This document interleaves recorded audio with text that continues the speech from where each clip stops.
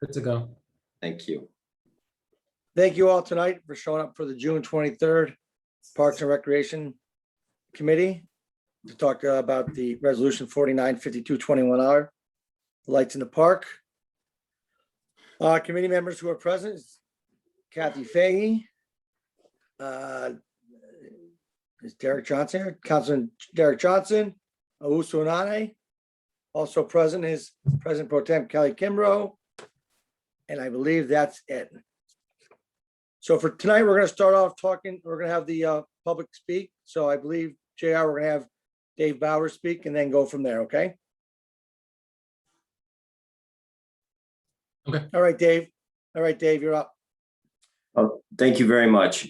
And my name is David Bauer. I'm the chairman of the Albany Police Athletic League. And I'd like to thank Member Flynn and the Common Council for the proposed resolution that you're considering this evening for our continuance for lights in Washington Park. As you know, last year was a very significant and crazy year with COVID. And essentially, we became the only game in town. You know, people were not dining out in restaurants, they weren't going to malls, and we were a safe event that they could do in their automobiles, and they came in droves. We had unprecedented traffic issues, which we addressed on the fly during the show last year, and now we've heard and we've been listening to some of the concerns that the neighborhood associations have had in the mayor's office. And we put a committee together led by retired Chief Bob Wolfgang and several neighborhood folks and a couple people from our board. And we've been addressing those concerns. And just to bring the council up to speed, we have a traffic study that we commissioned, looking at the traffic patterns around the park and how we can best eliminate and reduce traffic on busy nights. And so we're presenting a proposal to the mayor's office on or about June 30th, which will have our traffic study. We'll talk about limiting the number of cars. We'll talk about timed entry all the time so that we don't have big traffic backups. And then we'll also have a impact fee that we'll be putting aside for the preservation of the park and help to keep the park pristine on a per car basis. So we're working on that report right now, and we understand the importance of it.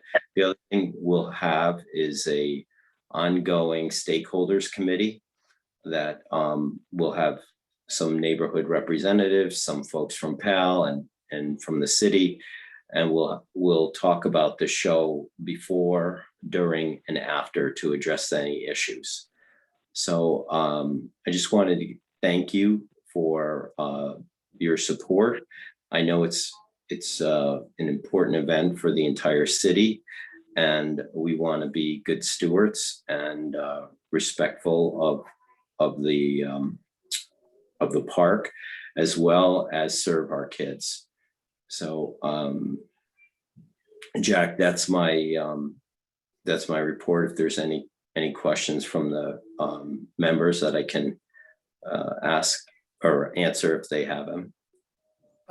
Yeah, I'm gonna, if Kathy or Owusu or anybody has any questions for Dave, because I know he has to leave, we'll open up the floor and then we'll go to other public comments.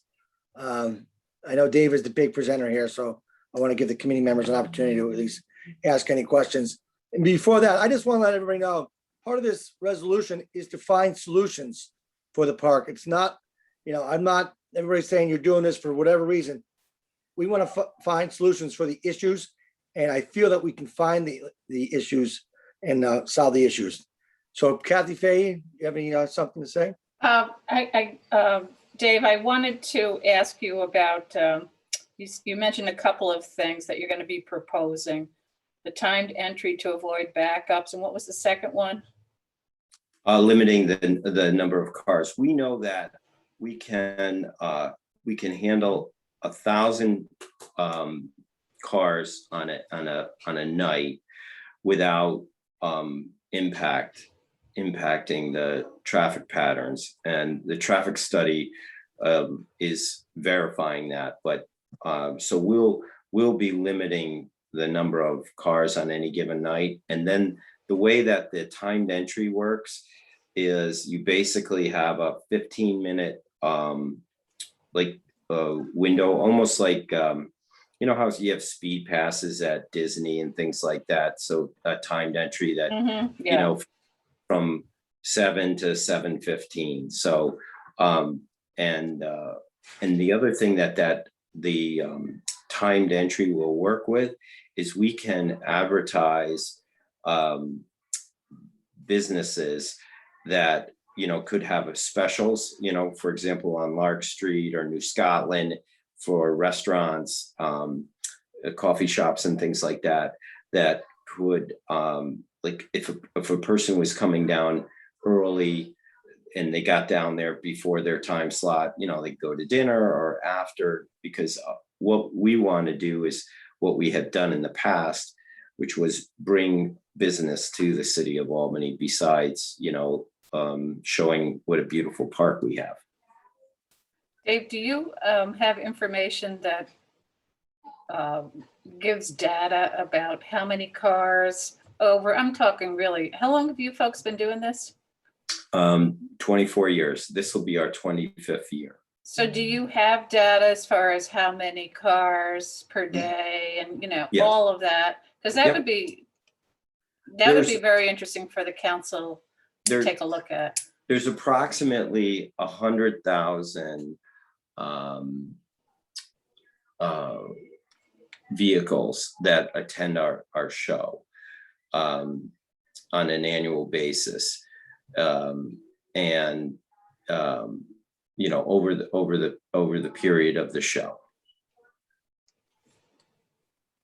But we have car counts for every night. That's included. That'll be included in the traffic study that we're going to.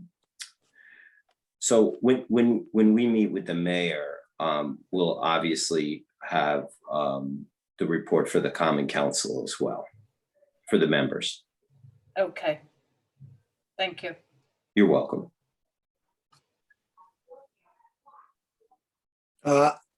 Councilman Anane?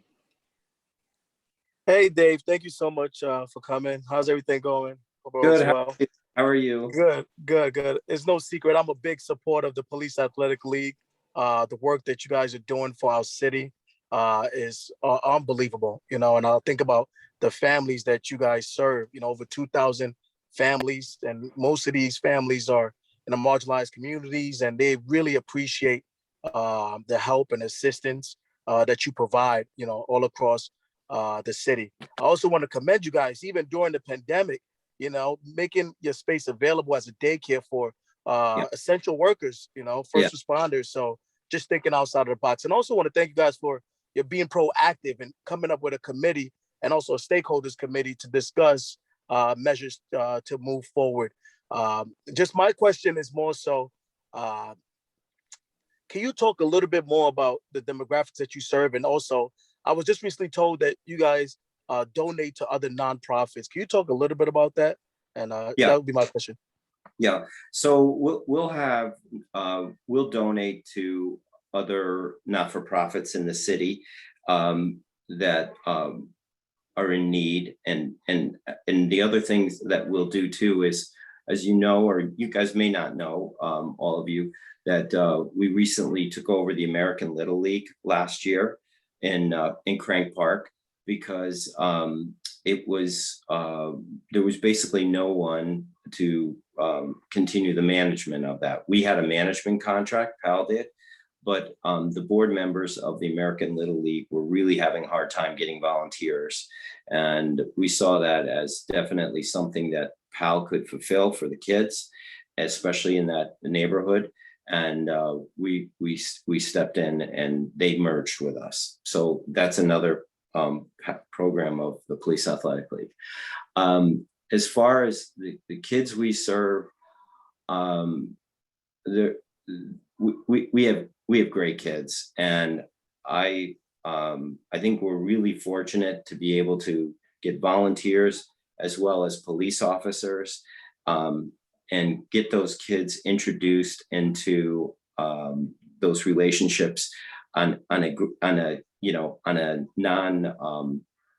non-violent basis. You know, it's like the first time they're meeting a police officer is not when there's a problem, right? They're meeting them as a young kid, and maybe the cop is coaching basketball or helping them mentor or things like that, so they have a trusted friend.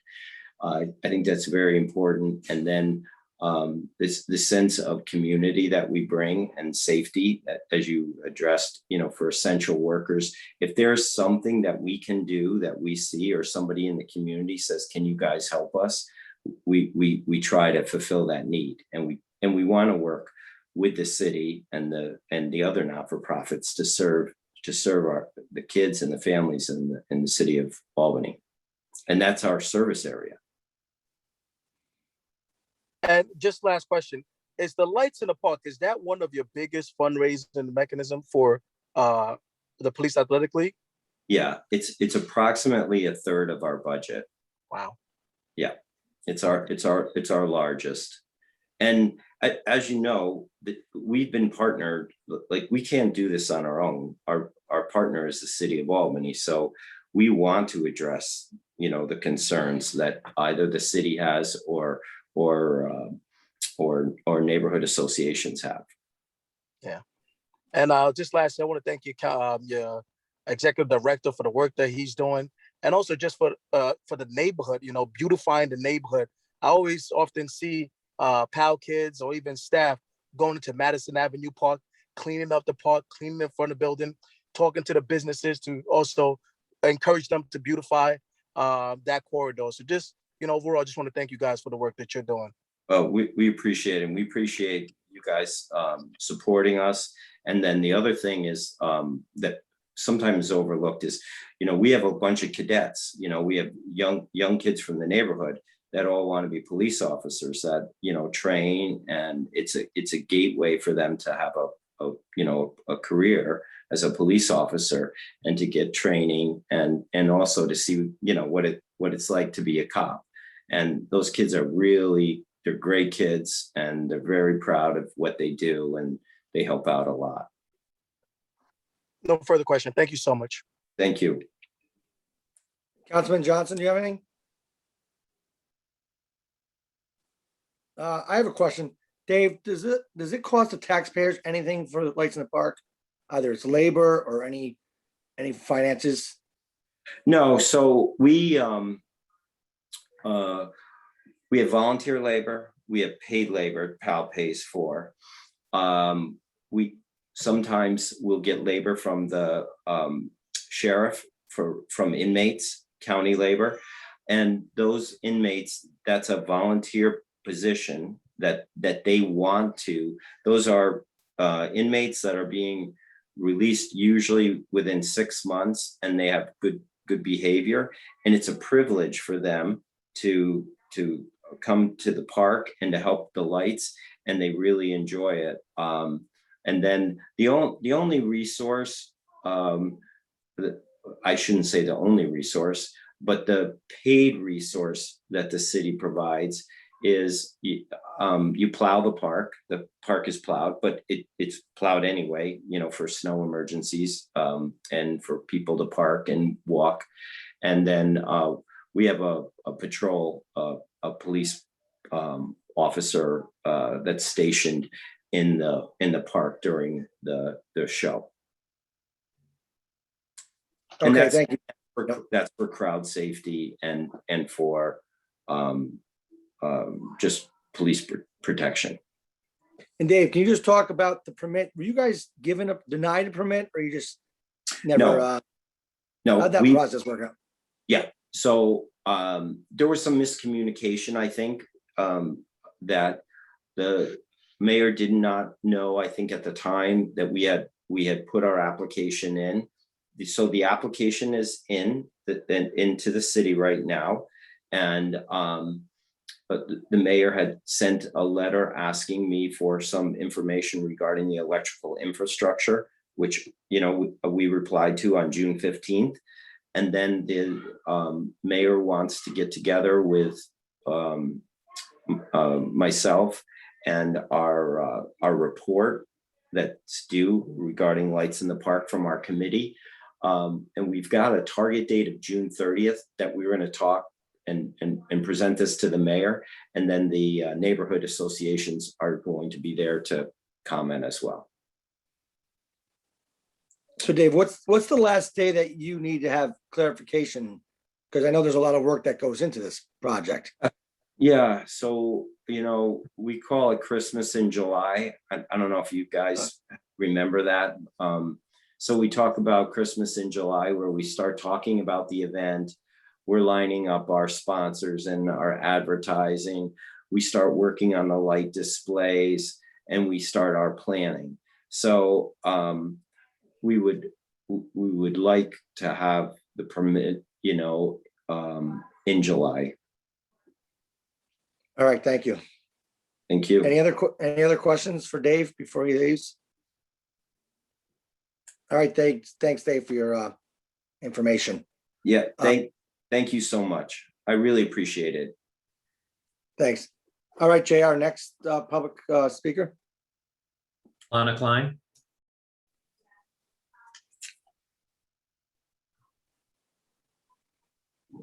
Hi, Lana. Hey, can you hear me? Yep. Good evening, Mr. Chairman, members of the committee. Hope you're all staying safe and healthy. I've heard some problematic issues with the park, but I saw a couple other people speaking or that weren't council members, so I'm hoping they can address them, but it has to do with the electrical the occupation of the park for a good 4 months, the prison labor. My main thing is I don't see how this resolution can pass unamended. Well, I commend PAL's apparent effort to do a traffic study and mitigate the problems last year with the traffic. There's nothing in this resolution that mandates that should the city agree to keep the lights in the park in Washington Park, there's nothing in the resolution that mandates that something has to change. It was very problematic last year. And I understand that COVID, not much stuff going on. I'm actually a fan of make some minor adjustments and see if it goes back to normal, so to speak, give it a year. And then if it's still problematic with the traffic, then look at Harriman campus or relocating it. But I understand that's not the issue at hand or the purpose of this resolution. But I think that the resolution should at bare minimum say traffic study must be done. Cars must be limited. Cars can't wait out on Madison or out on Washington Ave. They must circle the block. Basic stuff like that. For the least survivors, boycott the NRA, Black Lives Matter, Assalamu alaikum. Thanks, Lana, for your information. Next, JR. Oh, yeah, I'm sorry. I'm at 214 J Street. I know that has to be for the record. Thank you. The next one I have only has a first name. I have Arnell. Yes, I'm here. Can you hear me? We hear you, Arnell. Okay, I'm trying to keep a dog quiet and talk to you at the same time. Who's My that, name Quinn? is Yes. My name is Arnell Copenulrich. I live at 75 South Lake Avenue, which is directly on the. And I live here. Sorry, did somebody say something? Okay, this is my first time on Zoom, and I only have my working iPhone to do this. So it's kind of tricky. So bear with me, okay? The reason that I've decided to speak is because I'm retired from the City School District of Albany. And one of the many positions I held there had to do with providing funds for and delivering the services of many every after school program in this district, as a matter of fact.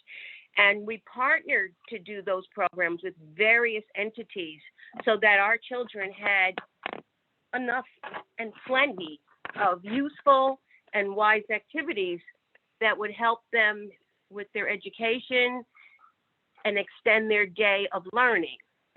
So as part of that, I remember how excited kids would be when it was the start of Lights in the Park, because I personally would take some through the park because I live right here, and it was something that was special as a reward or whatever, but it was an incentive, and a good incentive for our kids to see how the city can wrap their arms around the holidays.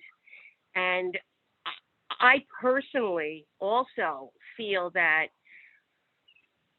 Lights in the Park was particularly important to me, and not just because of all the children in the city that are submitted, that are provided after-school programs through some of this funding, but also I have a personal experience, and maybe I shouldn't share it, but I'll tell you that one year, to suffice to say, Lights in the Park literally saved my life. And I can talk to that if you'd like me to get into it, but I just need you to know that it's not a simple situation here. It has many variables, and as such, I would like to propose that the City of Albany keep lights in Washington Park. I personally have friends that come here from all over New York and Massachusetts and Long Island to see these lights. And what the first thing they say to me is, now I understand what happened, Arnell, and I understand why this is so important to you. I also explained, based on what I did in the school district, how important it is for our children to enjoy these things and to benefit from their fortune as a result of the fundraiser. So as a person that lives on the park, I witnessed the day last year where the whole street, my whole street was stopped. I witnessed that, but I didn't look at it as a negative because I knew that it meant people were doing something during COVID that would brighten their day, their life. And I just thought it was great to see so many people there. No, I couldn't park my car. No, I couldn't, it was difficult to get across the street to walk the dog, but I didn't care because this is bigger than me or, my neighbors. We just want to see, most of them want to see kids benefit and the city benefit from showing off our beautiful park during the holidays. Arnell, one more minute, okay? Oh, okay. I'm sorry. You're telling me to shut up. No, No, we usually I get, understand. no, but we I'm usually get just 3 trying minutes, yes. I just trying to make sure that everybody, because I respect this city. I didn't decide to stay here by accident. This is a very, very unique city with unique politics. And the fact that we have so many neighborhood associations that chip in and work together is absolutely beautiful and critical. I respect the process, but we really have to try. Sometimes it may put our nose out of joint, but sometimes our nose being out of joint while we support others is excruciatingly and just amazingly important. So I would like to lend my support, plead and beg that they keep it in the park. I'm a big, I love Frank Olmsted. Let me just put it that way. And when I found out where I was living, that I bought a house on a park that he had built, I was amazed. I was amazed. And I get to see what really happens during the time that they're doing that, setting it up, how much work it is. And it's amazing that they get it done. I'm very impressed. But my most important thing, the thing All that right, I I'll close value, it up. our children. I want our children to continue to be able to enjoy these holidays and the walkthroughs, the bicycle days, whatever. I have a dog. I go to the park every day. But I just want people to understand sometimes these little inconveniences are nothing compared to the benefits that we receive by utilizing our park as a fundraiser at this time of year for our children. All right, How's Arnell, that? thank you. Sounds great. Appreciate it. Well, I'm happy to be here. Tell Quinn we said hi. And please, everybody, wish me happy birthday. Today's my birthday. I'm supposed to be out to dinner right now, but I thought Happy- this was too important. Happy 35th. Oh, thank you. It's actually 29. Sorry. Thank you for listening. JR next. You're on mute. Amateur mistake. Daniel Kirk Davidoff. Can you hear me? Yep. Thanks, Dan. Great. Hi, this is Dan Kirk Davidoff. I'm a resident of 35 Dove Street in Albany, and I'm also the secretary of the Sustainability Advisory Committee for the city. And I believe you've got the letter that we sent you, so I won't read the whole thing. I'll keep it a little briefer than that.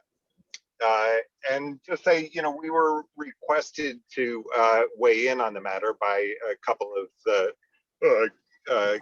neighborhood associations, and so we took a look at the issue and came to a couple of statements of principle that are expanded on in the letter. So, first of all, as someone who lives near Washington Park, I enjoy Capitol Lights. I like walking around through it. And it's nice to have these sort of seasonal events through the year. So that's fine.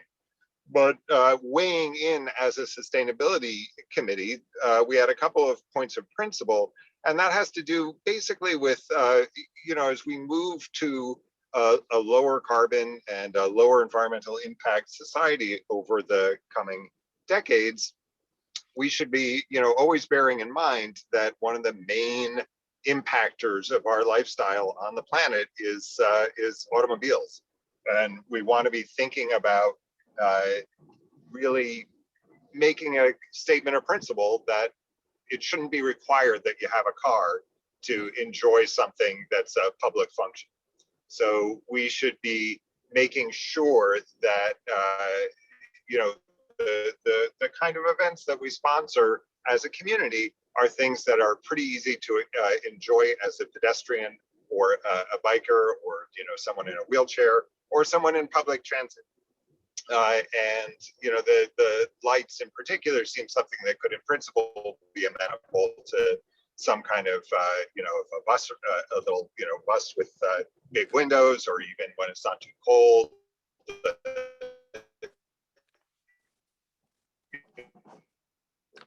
Dave, we lost you. Open air trolley, different Dave, possibilities. there you are. Yeah. Can you hear me now? Yeah, we hear you now. Okay, sorry, one blip. Okay, now we got two. Well, I'll wrap up. So our main points are events that are sponsored by the city ought to be accessible without a automobile.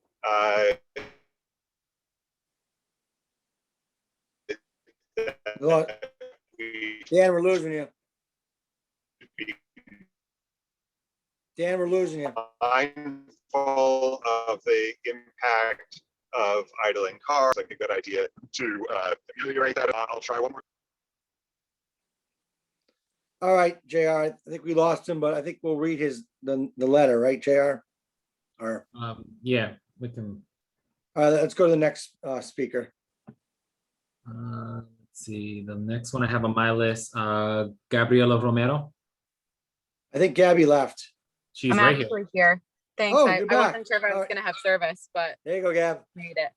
Go for it. Hi, so I caught Daniel's comment and I actually have heard the presentation about the lights in the park from a Walkable Albany meeting that I was in. And my main concern is that there's not enough Sixth Ward residents that are actually participating in the Lights in the Park committee outside of the Parks and Rec committee as well. The people directly in the Sixth Ward and specifically right around the Washington Park area are the ones that are being affected directly by Lights in the Park. So I'm here again to kind of request that you have Sixth Ward residents, Sixth Ward leaders, Sixth Ward business owners on not only this Lights in the Park subcommittee that is being created to determine what is going to happen with the event, but also on this potential ad hoc committee, which would be meeting before, during, and after Lights in the Park to determine what's going to happen with that event. I think it's really, really important. I feel like last time I made this comment was disregarded by the PAL supervisor that attended this Walkable Albany event. But it's really, really important that you have people living in this neighborhood that are directly affected by this event, that are the people that really came together to demand this change. Here we are talking about it. So I really think you need to have more people. I would love to be involved in this, but I'm just one voice. There are many people that also want to be heard that live in the Sixth Ward. So I'd ask for that. And one more thing that I think we just need to discuss when we're talking about Lights in the Park as well is its use of jail labor. I think that's a really big problem that's not being addressed within Lights in the Park and within the city. But that's just another thing that if you want to keep Lights in the Park in any way, you need to get rid of the jail labor. In addition to all of the other issues that were brought up undoubtedly by other people today, probably by Daniel Kirk-Davidoff as well. And I did, just last point, I was born in the city of Albany and I love Christmas frivolity. I love Christmas stuff. I grew up going to Lights in the Park often as a kid. So I understand the nature of the event and its intention, but it has outgrown the space and we really need to listen to the people that are in the Washington Park area as to what we're going to do next. And they've been pretty clear about their intentions. So I think we need to listen to them a little more. Thank you. Hey, Gab. Gabby, Yes. when was that walkability event or meeting? When was that? Like recent? Yeah, like a week or two ago. Oh, okay. Thank you. Yeah. Thanks. I appreciate it. I'm glad there's people getting together for this. Jack, it I'm was, glad we're getting together for this. All right, JR, next. Next, I have Glenisa Gaylord. All right, Glenessa. Hi, hello, good afternoon or good evening. So Glenisa Gaylord, 152 and a half Clinton Avenue. I'm also the secretary of the Council of Albany Neighborhood Associations. And I was asked to speak on this issue because we did attempt to have a similar type of discussion with all of the neighborhood associations that were affected by Capitol Lights in the Park, as well as the Washington Park Conservancy, Walkable Albany as well, earlier this year. And I would say that kind of is taking no position on whether or not the Capitol Lights in the Park should continue or not. We were asked to put together a panel discussion to see if all interested parties can come to the table and have a discussion about their point of view and see if there could be some type of resolution or way to make it work for all parties involved, if that is the case. In any type of negotiations, you all know that it can move forward or it cannot. However, it was a Herculean task, to say the least. And when it became clear that CANA was not taking position, there was a lot of accusations, a lot of mean and nasty emails. And then, we had the four park neighborhood associations, the Conservancy and Walkable Albany, backing out at the last minute from the event. Our hope with this is that it's great that since then there has been a committee to try and work out these same issues. But I have to agree with newly elected Councilwoman Gabriela Romero is that all interested parties really should be at the table. Again, not taking any position for or against the event, but if it affects your neighborhood, you should be at the table and there should be equal representation. I personally feel as though there should be a ban on using prison labor as well. I understand that it was talked about briefly this evening and how happy they are. I'm going to get a little controversial here, but it sort of rings to me the same connotation that people were making about how happy free labor in this country were to be free to provide that free labor. We do not have the opportunity to speak to those inmates who are providing that labor. However, I'm pretty sure that if we had the opportunity, they may be saying something totally different. And so we really should rethink that, and hopefully Powell rethinks utilizing that labor in order to put on this event. That is basically all. Again, Canada's not taking a position. I want to make that point clear, but we just wanted to discuss and make it known a lot of the issues that were brought up regarding walkability, regarding sustainability of the park and the care of the park and parking issues and people trying to access their homes while trying to navigate the traffic that this event provides. All of those are understood, all of those are heard. At the same time, there's people, as you heard this evening, who really enjoy the event, who really believe that the event brings people together, a nice way to celebrate the holidays in the city of Albany, and people who may look forward to this event. And the hope that all of the stakeholders are at the table, able to have a conducive discussion and hopefully find a amicable resolution to this. Thank you. Thank you, Vanessa. JR, is there anybody else here that wants to speak?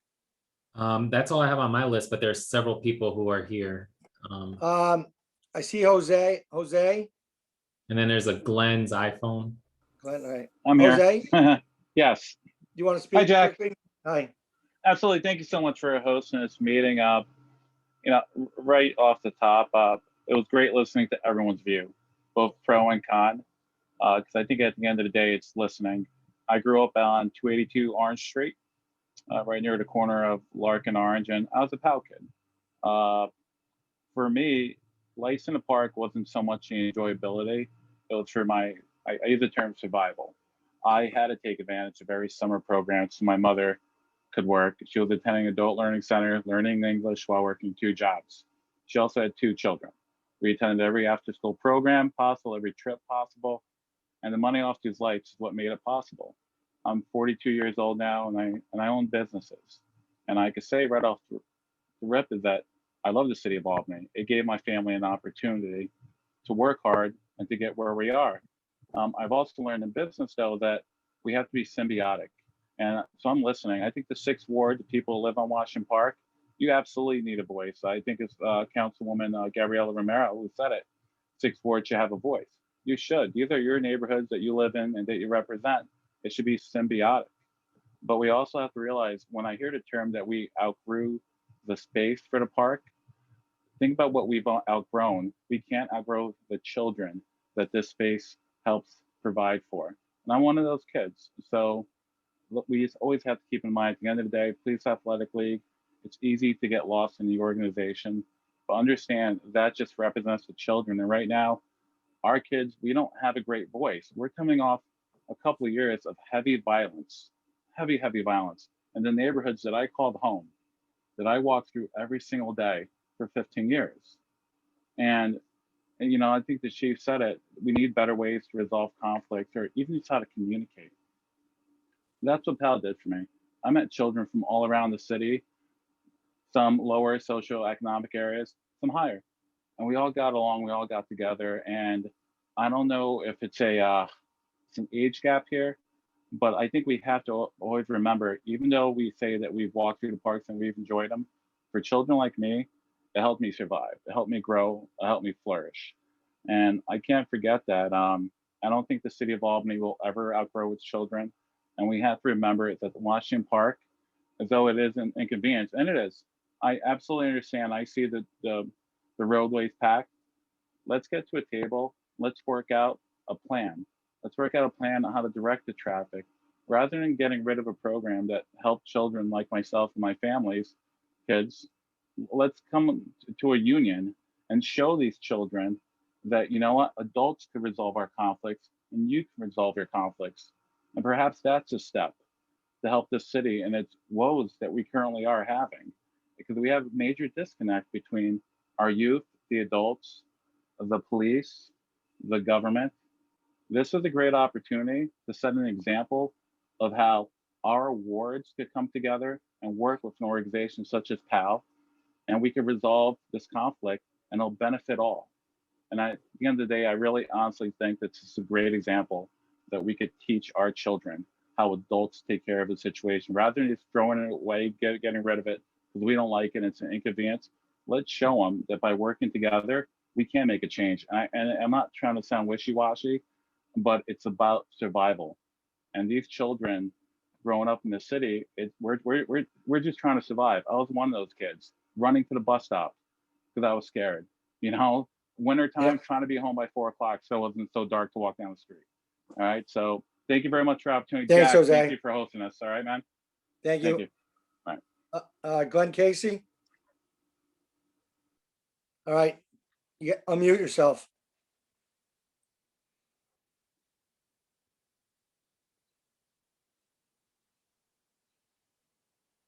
You're getting there. Yep. Are we There you good? are. Yeah. All right. Never did this on my phone. Go Thanks for for the opportunity, Jack. You know, I live at 57 South Lake Avenue, and I've lived there for close to 15, 16 years. The folks who are on that row from the corner of South Lake to from South Lake Hudson up to Madison, I would say largely the majority support, you know, Lights in the Park. For years, this has been a special event for a lot of families. The previous speaker, you know, spoke to the issues surrounding to the fundraising efforts for programs for the city's youth. There's a lot of upside to this. When I heard that, you know, there was all this pushback, you know, I didn't quite understand it. I think it was, you know, from what I, you know, gathered, it was generated from traffic issues, but then it went from traffic issues to some other issue. And so, you know, all the previous people who have testified made excellent points to the fact that I'm not sure what all the issues are in their entirety. And when some attempt to be addressed, something else pops up. So I think collectively, having some folks get together and put it all on the table to figure this out would be a positive step to keeping it in Washington Park. I don't foresee, I mean, any other location within the city that you could do something like this. You know, when I talk to a lot of folks, you know, if it's a traffic issue, you know, perhaps, you know, having time slots for people to be there instead of, you know, waiting online. There's just a tremendous amount of brain power, you know, within city government and within the neighborhoods that could, you know, take on these issues, address them, and move forward. But I think that it's critically important to get a list of all the folks that have an issue with, you know, Lights in the Park and address this collectively. I would also like to say that, you know, there's been this, I think, misconception that, you know, the people who live around the park, you know, don't support this. And I would say a large majority of the people, you know, on my row do support Lights in the Park. And I know that, you know, the neighborhood associations have influence within the city, but, you know, quite frankly, the neighborhood associations, you know, usually make up 15 to 20 active members. And that's not the large majority of the folks who live there and don't have the opportunity to speak all the time because they have kids running around to, you know, baseball games, you know, getting their kids where you have to get them. And so I think, you know, I appreciate this this forum and this document because I think there's opportunities for a way forward. and that there's a lot of good here. And I don't think that we should dismiss the folks who have issues, but I think that we really need to get them all out on the table all at once and take them one by one and see how we can, move forward to keep lights in the park where it is. I appreciate the opportunity. Thank you, Jack. Thanks, Glenn. I believe that's all the speakers, right, JR? That's all the speakers. I do have the written comments, and I have something that Councilman Conti wanted me to read for tonight's meeting. All right, thank you. So, This is Dan. Could I just get my last minute in? I think I was, because of reception issues. All right, Dan, you got a minute. Just so you know, JR is going to read that letter, just so you know. for the I record. appreciate it. I had one more thing to say. I just Okay. wanted to say, I think it might be worthwhile to bear in mind that there are two separate issues here. There is the desirability of the activities that the PAL carries out, and then there's this particular method for raising funds for those activities. And those two things in principle are separate. I mean, if this is like hugely important lifeline for the city, maybe we should be thinking about what an appropriate level of public funding would be for such a crucially important activity. So that was my last point. And thank you for your attention. Bye-bye. Thanks, Dan. okay, so from Councilman Conti, I am unable to be at tonight's meeting regarding the above resolution, which supports the continuation of capital lights in the park in Washington Park. The resolution itself is non-binding on the city's process for considering PAL special events permit to continue lights in the park in Washington Park, and the factors needed to be considered, including but not limited to traffic impacts, pedestrian safety, public accessibility to Washington Park, environmental impacts, and damage to Washington Park's infrastructure and ecology. The resolution itself does not address any of the factors necessary for consideration of this event. For an event that was meant to be temporarily located in Washington Park, LIP has grown significantly over the past 24 years, taking over the park for more than a quarter of the year and restricting public access. By any standard, the event has outgrown its current venue and the current location is no longer appropriate. Rather than restate the many concerns already publicly expressed to the council, I request this resolution to be held in committee so that the process for considering special events application may continue on an objective basis. Earlier this month, the Common Council unanimously adopted Resolution 53.61.21R, celebrating the 150th anniversary of Washington Park and its unique ecosystem, and stating that the Common Council recognizes the responsibility of the City of Albany to be a good steward to protect and preserve the unique urban green space so that it may continue to thrive and serve the residents of the City of Albany. Resolution 49.52.21R and the continuation of lights in the park in Washington Park is contrary to the spirit of that resolution. All right, and then the next written comment I have is from the collective neighborhood associations. They state, Deer Parks Recreation and Family Services Committee.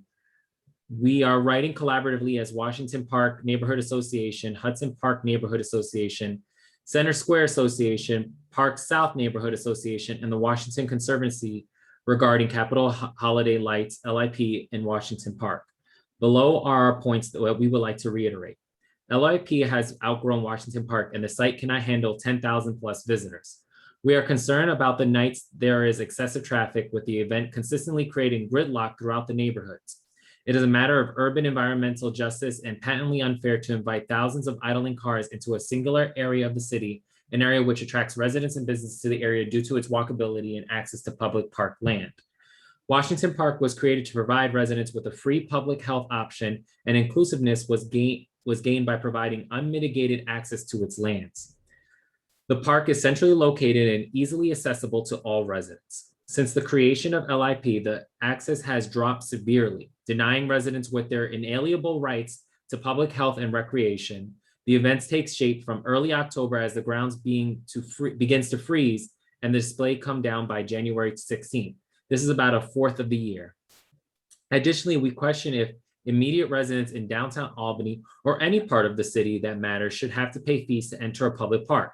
The cost of admission is $25 per car. The damage to the park is unmitigated by the permit holder. Each year, the Department of General Services, residents, and volunteers spend countless hours, days, and months undoing the damage left by the event. picking up hundreds of pieces of electrical debris, stakes, reseeding lawn, and reestablishing berms that are designed to control water runoff. As a city, we must commit to the stewardship of our public lands for everyone's benefit and for future generations. Lastly, we are concerned about emergency vehicle access to our constituents. On the nights when traffic is most congested, it is unlikely an ambulance or fire truck could get through. Sorry, I lost my place. Washington Park is a historic park in the middle of Albany, surrounded by narrow one-way streets. We believe that the event has outgrown Washington Park. When PAL initiated the event in 1996, it started with 30 to 40 structures. There are over 150 now. While many people have nostalgic feelings associated with the event, it is important to prioritize the various communities that are negatively impacted by the increased traffic, damage to the landscape, and the lack of inclusivity and safety caused by the event. We have had direct feedback from our residents, and while there are a few people that support the event, the majority believe the location is no longer viable.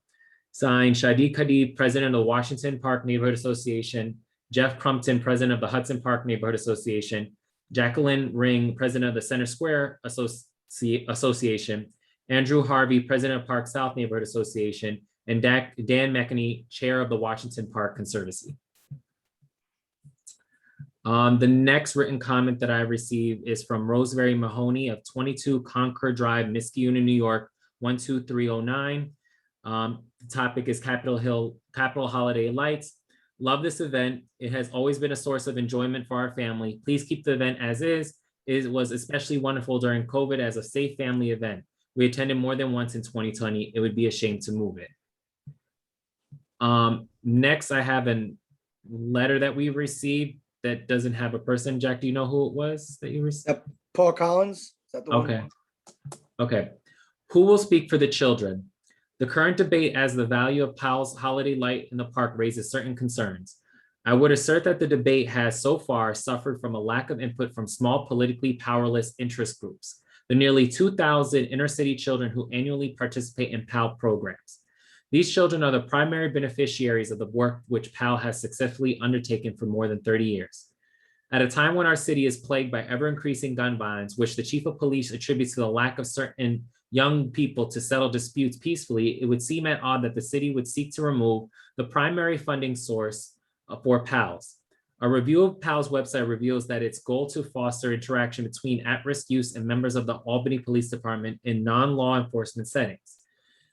Many leaders and residents in the neighborhoods most victims to gun violence point to a distrust of police by members of the community, especially younger members, as a problem which must be addressed before effectively community police partnerships can deal with the ever-increasing violence.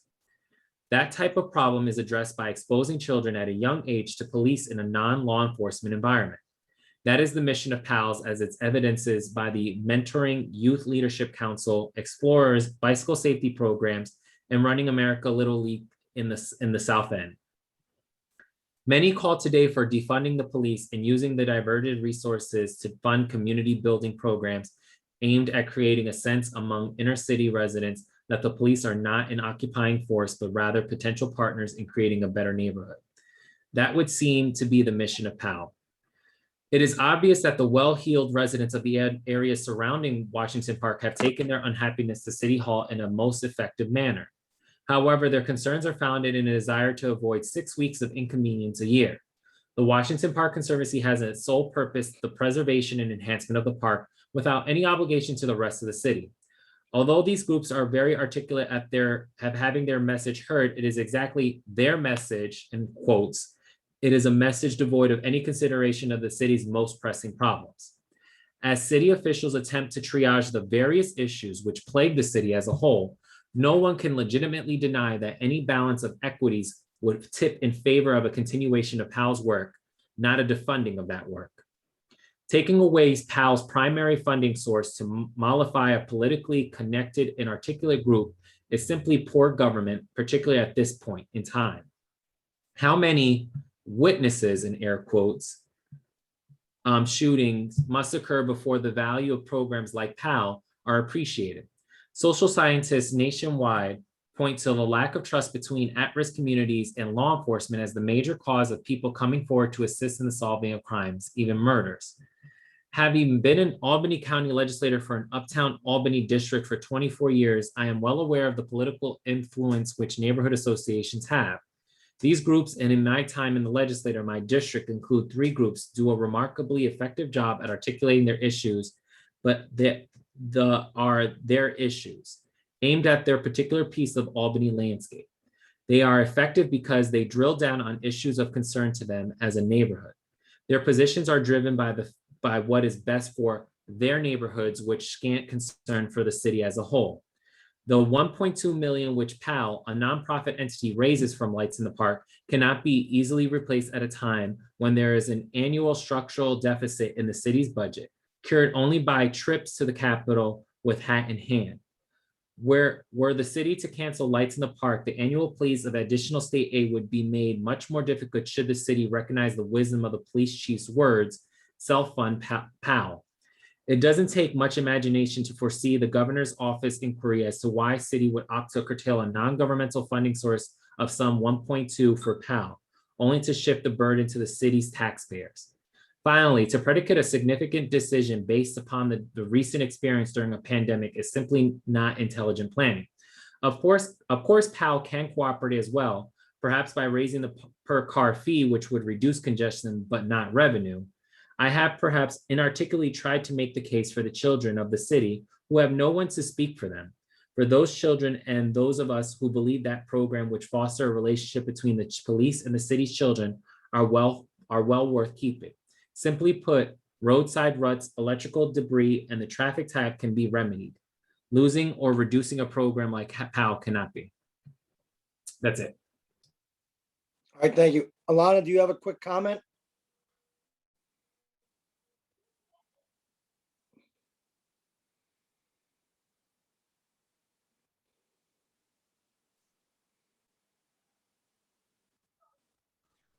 Yes, Thank thank you. you.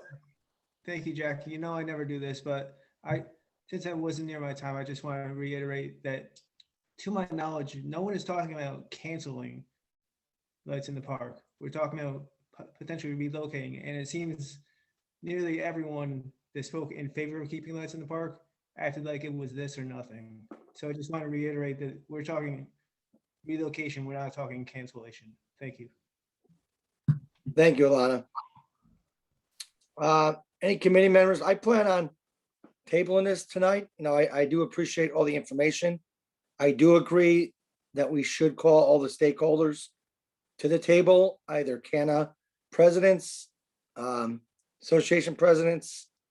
You know, I just found out about an event they had last week. So I'd like to table this and see if we can get more of the 6th Ward residents, more of, like I said, presidents of associations or any representative to attend another meeting so we can get more information. The electrical issue, I'd like to find out from DGS if they're, you know, I mean, we hear about electrical issue, but, you know, I'd like to get DGS here to find out if there are issues with our, the Washington Park and its structure. Anybody else have any comments? Kathy? Jack, I agree. There's, you know, I think there's a lot of information that we don't have. And, you know, I just think we need to gather that information. We need to get as much input on this as possible. That June 30th proposal, we'll want to see that. I know myself, I'd like a lot more data on this. And again, we want there's so many, I've heard from so many people on this issue. And we want to make sure everyone has a chance to be heard and all the issues are raised. So thanks. Yeah. Anybody else? Any other council members have any comments? Kelly, Derek, Glenessa, do you have a quick comment to say? Yes, very quickly. I know that there's been discussion about, and it was mentioned in the letter from the neighborhood associations about moving the event. And I believe that a proposed location was Lincoln Park, which is on the south end. I know from my knowledge, and I could be incorrect, no one from that area is on this, this committee. And if that is a possibility, we really should get their way in from their neighborhood associations. I think it's the South End and Delaware Avenue that would be most affected what people in those areas think. Because of South End, unfortunately, it's historically not been included on discussions of this magnitude. And I really invite the committee to change that and make sure that they are included so their voices are heard as well. Glenn, ask a quick question. Was there a formal meeting about that, or was this just Facebook or rumors? I hate to say. Meaning, well, it was mentioned in the letter to move it from neighborhood Okay. associations. And as when we were putting together the panel discussion, that came up, that location came up several times in Okay. that discussion. Again, I think it's just a location being floated out there, but if the conversation is to move it and to think about which parks to move it to, if that is a possibility, then, you know, again, the people who are affected by it should be at the table. Right. My opinion. No, you're Yeah. right. I mean, I know, yeah, hold on, Derek. I know they mentioned the golf course as a site also. So yes, Derek. So I just would like to say thank you to the speakers tonight that, you know, lived by the park and spoke honestly about what's going on. I think you know, for far too long, the neighborhood associations have been able to bully that park. And you know, I said it before, but the street warriors are, and I hope I'm not saying their name, street soldiers or the street warriors that pass out food in the park. You know, they were forced to move after just a couple phone calls, and you know, they weren't given a option. They were demanded that they were going to be moved to Academy Park, and then only 2 years later to receive the Jefferson Award. So I think that, you know, what we have here is every time it's something that comes encounter with people in those neighborhood associations, they say the park is overcrowded and overused, and that park is too big.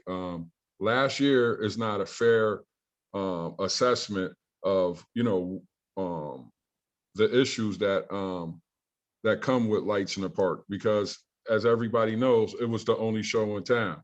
So, you know, I'm in support of PAL, but I will also have some questions about, I would like to see how that money is being generated, you know, because you hear a lot of people raising money off of behalf of our kids. And then when it comes time to spend the money, you know, the money doesn't, it doesn't look the same, you know. So I would like to see more transparency in how that $1.2 million is spent. And, you know, when you hear that they have sponsors to help with putting on the show, that means that it should be more money to go to supporting the same kids that we are, you know, advocating on their behalf. So I just think that it's not fair that certain groups can, you know, just basically give ultimatums and basically say, you know, you have to move here. You know, when they say people in the South End are still upset over losing parking spaces for a bike trail that, you know, they don't see the importance of interfering with parking and interfering with how the bus operated in the neighborhood. Now people that are older have to walk long distances, which they never had to do before. But, you know, those type of studies weren't taken into consideration. So I just like fairness. I like when people speak about the real issue and not, you know, make it one-sided, you know. So to the people that came on tonight and was open and honest, that's how we can get to working together to work through a solution instead of you know, just the gang attack warfare type of approach. So I just want to say I'm in support of PAL continuing on in its current space, and with reasonable, you know, if the neighborhood has reasonable concerns, you know, I would expect them to address it. So thank you for your time, Chair. Thank you. Yeah, Derek, I totally agree with you. all of a sudden, there's an electrical issue after 24 years at the park. I'm just wondering why after the pandemic, has it been brought up that there's an electrical issue at the park? And I'd like to know the answer. You know what I mean? You understand, Derek? I mean, I know the park, they've been there for years and all of a sudden there's an electrical issue. I mean, so I make a motion to table the resolution until we get more stakeholders, more association presidents and more representation to the table. Can I get a second on that?